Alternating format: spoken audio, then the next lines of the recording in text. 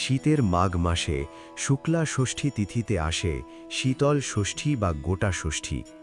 এই দিনটি কেবল লোকাচার নয়, এটি মা ষষ্ঠী আশীর্বাদে সন্তানদের দীর্ঘায়ু ও সুস্থতার ব্রত।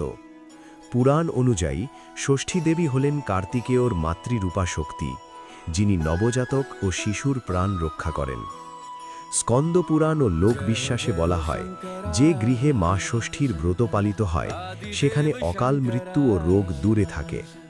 এই দিন অরন্ধন, চুলায় আগুন জ্বলে না।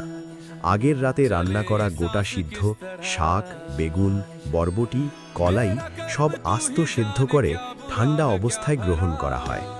এটি আমাদের শেখায় প্রকৃতির সাথে সামঞ্জস্য, অহংকারহীন জীবন ও সংযম।